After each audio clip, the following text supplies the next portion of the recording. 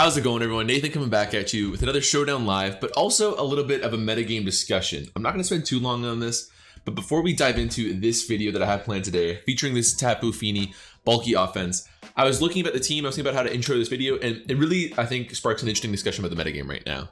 So before we get into anything, I want to talk about tapu fini. I think that it's really, I don't want to say a better Primarina because they both definitely have pros, it's both definitely have cons, but tapu fini does a lot of the same things that Primarina was doing pre-DLC 2.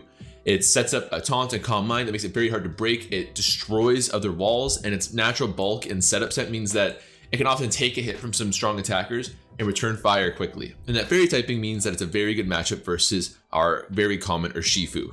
And on the topic of Urshifu, and actually Cinderace is also on this team because this is a bulky offense that has some good defensive pieces, but the most of the offense comes down to these two. I want to talk a little bit about them in the current metagame because these were two Pokemon that were both pretty much on the chopping block in DLC 1. Cinderace was actually deemed to be banned by a vote of, I believe, 75% in the suspect test.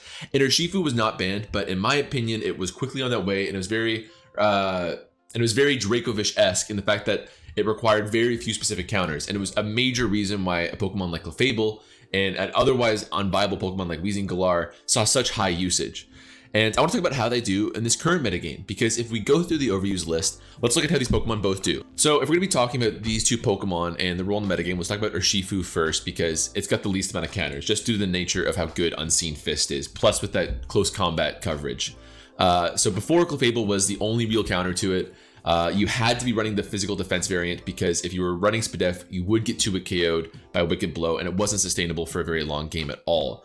And in terms of counters that were added to it, the main one that we saw was Buzzwole. Buzzwole also resists both close combat and Wicked Blow. Very important. It's got Roost, so it recovers stuff off. And you kind of, as we feature on our team, you also have Tapu Fini, who could eat both very well too. However, Tapu Fini lacks very good recovery. You can do Draining Kiss, you can do Leftovers, but it's really not the same as being able to mash or Roost if you're in a dire strait. In terms of that, there hasn't really been a lot of other counters added. There's been some fairy types who can swap into the Wicked Blow just fine. And there's been, has there been any more dark types off the top of my head? I don't think so. At least not as a major OU threat at the moment. And sorry, there's also been a couple of defensive flying types that can swap to the close combat fine. So you have some 50-50 situations, but that's really never ideal if you're in that sort of position when you're building a team. You really do want a dedicated Urshifu counter, I think, a lot of the time, because it's such a good wall breaker. So really, Urshifu, I think, is in genuinely the same spot it was before. There's probably other pressing threats. This isn't a video saying we should ban Urshifu. There's probably other pressing threats. The point is, if we considered it, you know, borderline, if not outright ban-worthy before, not much has changed. Sure, you have a second very good all-around counter. You can still use Weezing Galar, of course. You can still use Togekiss. There are counters, but it's not great. And, you know, it can always predict these counters with an Iron Head too, of course. It bears mention.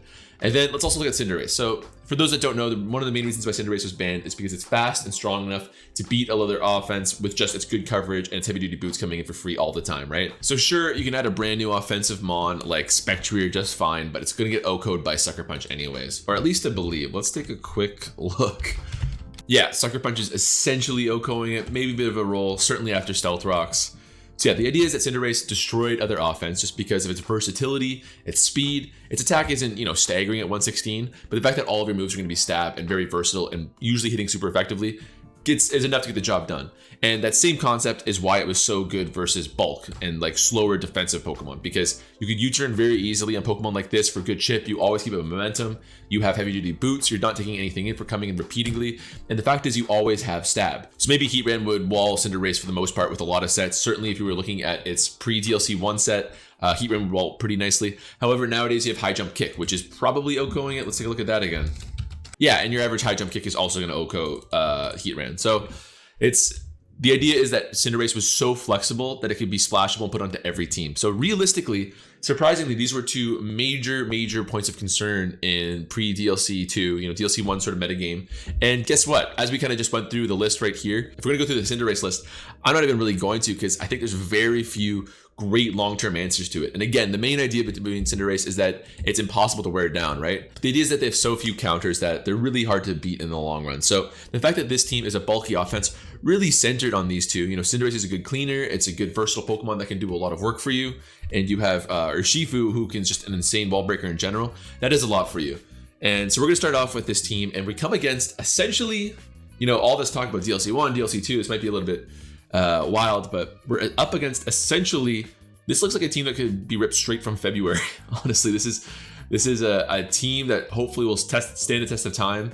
A lot of these Pokemon are no longer overused actually, but still very threatening. I'm sure if they play it well, they could do a number on us. So let's look at the lead matchup where Tapu Fini looks great. The fact that it has water to help out with the iron type weakness means that it doesn't really fear Bisharp so much. Hippowdon would be a great matchup. Be great versus both of the dragons. Be pretty bad versus Rotom Wash, and frankly it's a likely lead matchup, but they're just going for a bulky Volt Switch on turn 1. And to be bad versus Ferrothorn first too. So I don't love Tapu Fini, it's not great there. Zapdos meanwhile, we get a free Volt Switch on Rotom, we get a Heat Wave on Ferrothorn. Don't particularly love it versus the 2 dragons. I'd probably be inclined to go to Tapu Fini, and then we might eat a U-turn. Zapdos is also good versus Bisharp though, and it's pretty good versus Hippowdon. So I like that as a lead option. It wouldn't be great versus the dragons because it would kind of lose some momentum, I think, but not the end of the world. Meanwhile, Ferrothorn, great.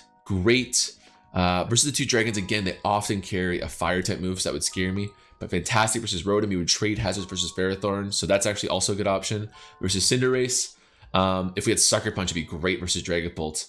We're not going to be getting too much with Gunk Shot, but we get a free U-turn on Hydreigon. Probably Rotom Wash. Power Ball is good for Ferrothorn and also Bisharp, and we U-turn on Hippowdon too, so that's also good.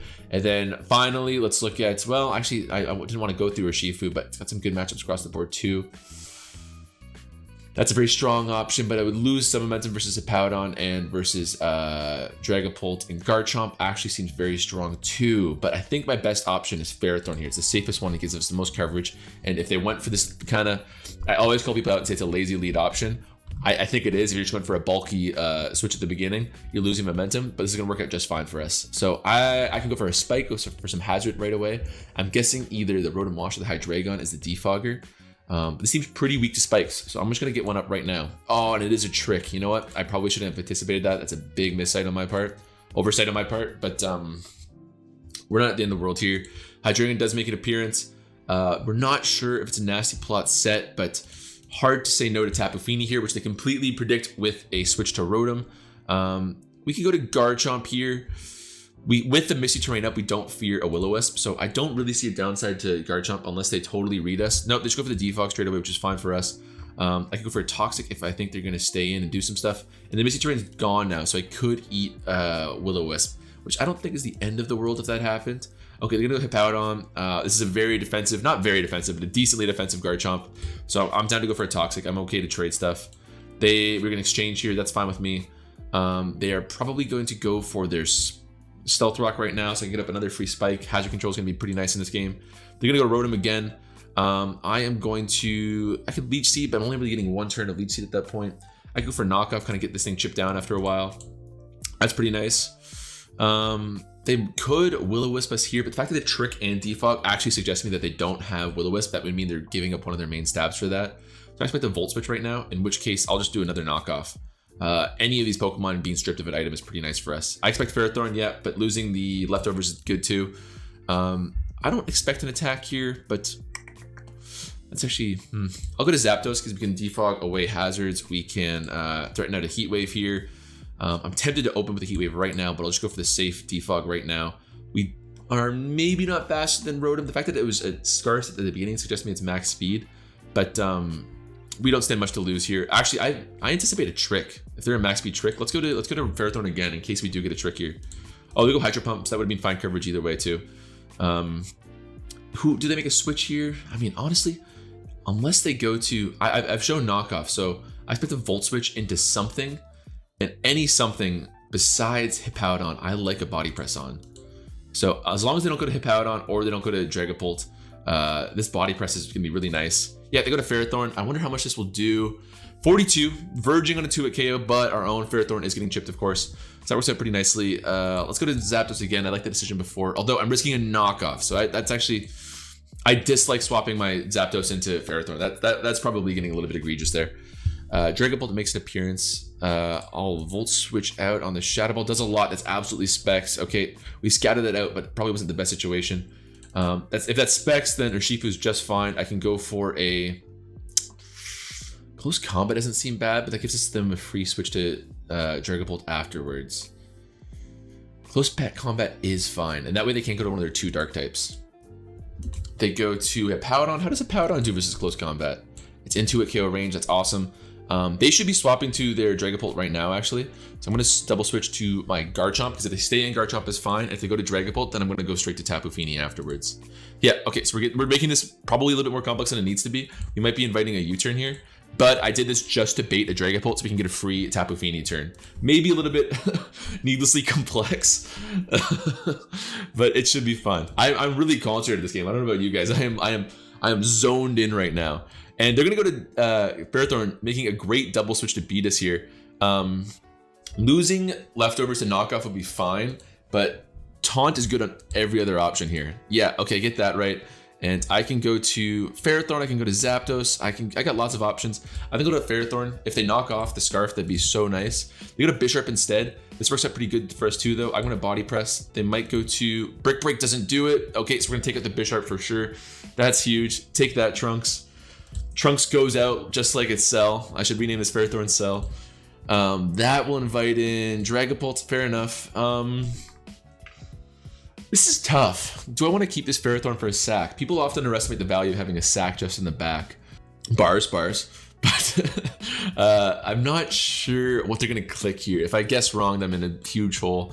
I think I'll just play it a little bit safe. Because yeah, if they do Shadow Ball, then I do get another free swap with my Urshifu here. Honestly, especially with Bisharp down, I'm down to Wicked Blow. You have to be pretty brave to go to their Hydreigon after I just close combat, no fear before. Yeah, we're gonna take out the Ferrothorn. That's excellent. That should see one of their two Dragon types threatening Draco Meteor here. At this point, we're verging on a Sack War with my Urshifu, right? They don't really have a good Urshifu counter, and we're verging on a Sack War, which I think I'm gonna be pretty advantaged in. If they're gonna go to this Hydreigon, it's hard to see anything that my Tapu Fini fears here. The Earth Power, yeah, that's just fine for us. Draining Kiss, don't see a bad swap here. They go to their Rotom. Rotom takes it pretty well. I guess it's got some Spadef going for it. But if that's the case, we know that in the future, we're going to tank this Volt Switch very easily. I could do a Dragon Tail. I got lots of good options here. I got lots of good options, actually. A Dragon Tail would hit pretty nice because that stops a Hippowdon swap in. Yeah, let's do that. They Trick, actually, which is surprising, which is going to give us damage on our Rocky Helmet. But this Rotom being low isn't the end of the world for us. Kind of annoying. My Garchomp's going to be low after this Toxic, but I do want to trade Stealth Rocks right now. They're going to slack off instead. A little bit surprising, but that's fine for us. I could go to Zapdos now. It's risking a Toxic. I could go to... Actually, Fini sounds pretty great because if they Toxic on a huge read, then that covers that with a Misty Terrain. They're going to sack the Rotom between the Sand and the Stealth Rock chip. That's fantastic. Now, honestly, Fini sweeps. You know, if this is a Fini live, we've set it up beautifully right now. Draining Kiss should do it just fine. They have Thunderbolt, which is very, very surprising. Do we get 2-hit KO'd in this range? We kind of do, but they're specs, so there's no reason not to go Garchomp. They could read me on this, but that means they die to Stealth Rocks next time. That's Thunderbolt. That's interesting. That's a cool little tech. Now I can Dragon Tail essentially for a kill. They don't have a swap here. They should just be sacking their Dragapult is what I'm trying to say. Struggling to get out there. If they, their Hippowdon's certainly no win con. If they go to this Hydreigon, I'm just going to Dragon Tail. I'm down to sack this thing at this point. Fair enough. Cinderace has done nothing this live. I don't want to risk a high jump kick because we're looking at a lose con if that happens. I'm going to U-turn just for some chip here. They'll go to this thing. We can, I think Wicked Blow's in range at this point. Let's do that. 62? I don't know. It's hard to say. It'll do a lot. It'll do a lot. Probably more than it can slack off, especially if we're looking at Toxic. They get Earthquake for some chip, I suppose. Yeah, that's what they're gonna opt to do. Fair enough. But that's gonna invite in Hydreigon. We don't know if the Hydreigon is Scarf or what it has. If they're Nasty Plot, that would scare me a little bit. But I do have a Cinderace, which is much faster and will be able to Revenge Kill. So we're just gonna let Urshifu go here. And yeah, the squad did well. They're gonna do that. Okay, pretty free Draining Kiss there for the GG. Awesome game. Good game one. Let's say crit. Okay, even a crit wouldn't do it. Very good game one, very strong performance. Kind of showed up the team really nicely. You know, it's rare. That's the problem with being a Showdown live YouTuber, is that you can make a team and you have like all these intricate ideas for how it's supposed to work out. But if you don't get the right team, you can't really flex it. But that was a good little demonstration. Cinderace didn't do much. We talked about how it's kind of a one-size-fits-all Pokemon, and it didn't really show off that much there. But that was a good game one still. So let's get another. And I didn't even mention, oh man, halfway through and I haven't even mentioned yet. This is a really cool team from Slainey. I gotta give shout outs to Slainey. I think they use this in a tour game. I actually don't remember where I got it, but very cool team. And we're coming to come up against a Hail team of all things. Looks like a Slush Rush Arctozolt with Ninetales setting up the Hail there, which is very interesting. And you actually get that Bolt Beam coverage with Arctozolt too. So it's actually not as awful as it sounds. And it gets surprisingly fast too, but it is down in RU or NU for a reason, so I'm not super threatened by it, but we'll keep that in mind. As a lead matchup here, actually, Cinderace looks fantastic versus everything except Garchomp. They might Sucker Punch here. They might be Scarf, but I'm feeling okay with a U-turn because 90% of the time they're going to be Choice Band or Bulk Up. And we go for the immediate U-turn, which is a Slowbro eject button. I can just go for Pyro Ball here though. Yeah, they go Slowbro again, fair enough. I'm just gonna U-turn back out again. We're really not taking much in all this besides some Hail Chip. Slowbro's getting chipped if anything, and Zapdos might eat a Scald Burn in this scenario, but it seems pretty fine either way. They might make a Garchomp switch here, but if they there's no way they're teleporting right now. They got to be going straight to Garchomp, so I will go to my, I guess Ferrothorn is my best answer for that. You could also make a case for Tapu Fini, but Ferrothorn takes the future sight a little bit better. No, I think I'll do Tapu Fini actually. Oh, they're gonna go straight to Arctozolt, which is interesting because I could have gone for a straight Volt Switch right there. And you know, Arctozolt does get Volt Absorb, but they're definitely running Slush Rush in this case. Maybe they made there's no way they double switched on my double switch. So, I mean, if they did, they're a god. Ferrothorn's really my only answer for this. Again, Bolt Beam coverage is pretty stupendous. They've only got a couple more turns of Hail. I think that was an Icy Rock Ninetales, which is interesting. And I've actually been using a bit of Hail and RU, funnily enough. And as we discovered, the biggest problem with Hail is that it doesn't boost its offense, right? So if you look at, you know, Flamethrower in the sun, it gets a 50% boost, but Hail doesn't do that. It's more like Sandstorm than it is like other forms of weather. So it's pretty flawed. Let's just knock off right now. Okay, we don't get much on the Slowbro if that's the case. I'll go for a quick Spike. I don't really see much hazard removal outside of Corviknight here. I'll Leech Seed right now. They're going for the Scald Burn. Are they going to get it? They're not, and we're actually going to get some Leech Seed here. I'll go for another Spike in case they teleport. That's exactly what they do. That should be Corviknight's. If they do Corviknight, I'll probably go for a knockoff. I could go straight to Zapdos. Maybe Zapdos was the play, to be honest. They go to Urshifu instead, which is surprising. And we don't have a lot of counters for this beyond Tapu Fini, because Tapu Fini doesn't have great recovery like some other Urshifu answers. But, you know, it eats it pretty solidly, at least for the meantime. And who do you go to right now? I'm going to guess Corviknight if you're my opponent. I'm going to taunt them so they can't get off that free defog. And then I'll go to Zapdos. They don't have knockoffs, so Zapdos fears nothing here. They U-turn out. That's surprising. I thought they might just stay in an attack. Heat Wave is very tempting, but I'm not going to stay in and get too crazy with it. And actually, Freeze Dry means that the coverage on Ninetales is pretty strong. So I guess Cinderace? I don't know. Cinderace is not a Pokemon you want to be swapping in defensively, especially on Blizzard, but it's fine for now. With 2 spikes up, I'm super happy with Pyro Ball and Slowbro. I might even eat a Burn, which would be really nice.